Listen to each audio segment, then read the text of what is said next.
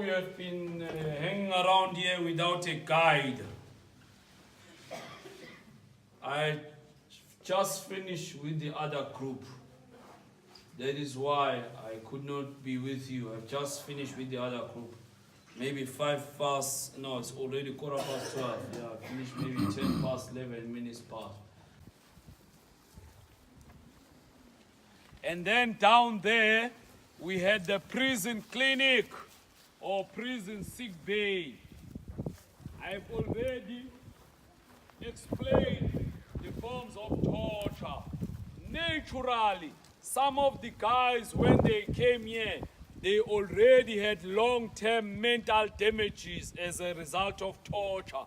Some of them already had long-term physical injuries as a result of torture. So those guys were permanently staying at the prison clinic. Permanently staying at the prison clinic.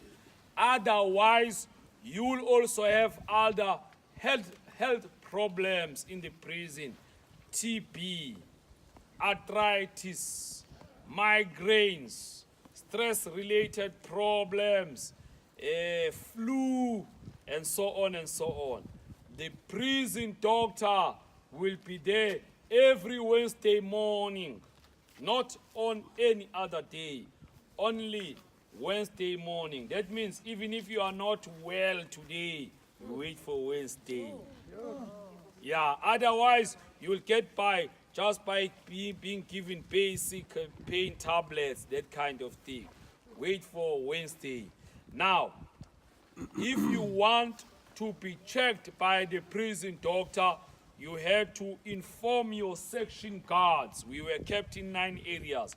Inform them, tell them you want to be checked by the doctor, and then they will put you on a list of prisoners to be taken to the prison doctor. That will mean every Wednesday morning, the guards will have to take those guys, accompany those guys. That will, on the other hand, give you a chance to see other prisoners from other sections. Because under normal circumstances, you will not see other prisoners from other sections. From your section, you go somewhere to do your prison work. From that area, back into your section. Hardly getting a chance to see other prisoners. When you see them from a distance. You can't even talk to them. But when you go to the prison clinic, small advantage, you can mingle and mix with other prisoners from other sections. That was an advantage. And then at the back, further down, the last section is the prison clinic. Is the prison kitchen. There will be about 25 prisoners staying at the prison kitchen. They wash the dishes and pots. They cook the prison food. They will then have to deliver the food to all these other sections. Now, this is what these guys will also do. Officially, it's their work to deliver the food to all the other sections. But on the other hand, secretly, they will be smuggling around political literature all over the place. The senior leaders in the prison, people like Mandela, they were always preparing lots of political literature. That material used to be smuggled around by the kitchen staff, political prisoners, as they deliver your food. 2, they will be smuggling or circulating newspaper articles. We used to steal the newspapers from the guards. We used to talk to some of the guards that were friendly to give us some newspapers, because for long periods we were not allowed to get newspapers. Even when we reached a point where they allowed prisoners to get newspapers, they only allowed maybe 7-8% of prisoners. The overwhelming majority not allowed. So you always had to steal the newspapers, not because you are naughty. You just want news. You just want information. That is why, as a desperate act, you'll steal their newspapers. Or, of course, talk to some of those guards that are friendly and reasonable. Now, with that, in the cells, we sit down, we read political news, we analyze political news. You see how these things come together. The leaders prepare the literature. You use that literature conducting your political education. In the meantime, you always look out for newspapers, either stealing them, and then you read those newspapers, especially the political news. We were concentrating on the political news, and then you analyze those news. Third activity in the big cells, cultural activities.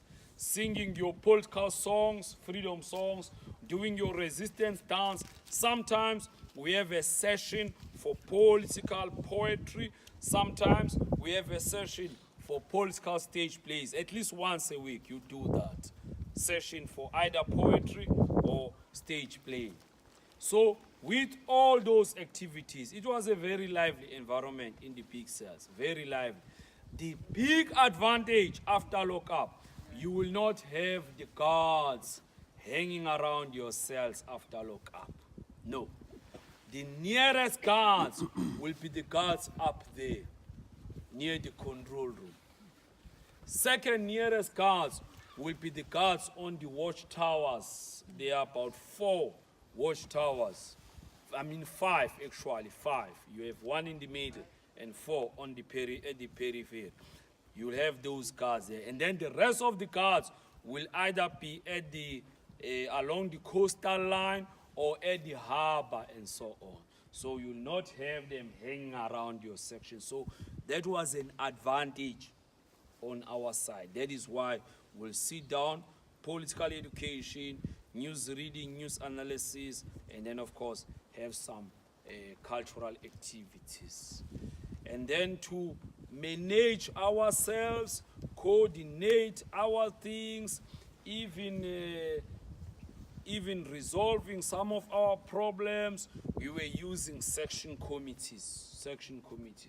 Section committees were political prisoners elected by other political prisoners to be leaders in the sections. Maybe you elect 10 guys or 12 guys to be your leaders. You simply call them a section committee. Along the way, you have to change them, of course. Get another group to lead you. That means along the way, you're actually creating different layers of leadership. This is section D. Section D, when I was around, it was not really called section D. Officially, it was called section D. But in general, prisoners were calling it Namibia. Now, to the guys wearing maroon uniforms, why do you think this section was called Namibia? The guys wearing, or even the young ones not wearing the uniforms. The question is directed to the young ones. Why this was called Namibia? Only the young ones may do. Okay, Namibia is a neighboring country. It's this there on that side. That country for 70 years was ruled by South Africa, controlled by South Africa. Even apartheid laws were implemented there. So when they fight against the apartheid government in their own country called Namibia, they were being brought here as political prisoners. They were concentrated in this section. That's why it was called Namibia by other prisoners. Now the exhibition there, yes, it's mainly about Namibia, but that's the same story of South Africans. It's the same story of South Africans. As much as it is a story of the Namibians, it's also a story of the South Africans, because we were under the same government, we were experiencing the same brutality, the same exploitation, the same racial laws,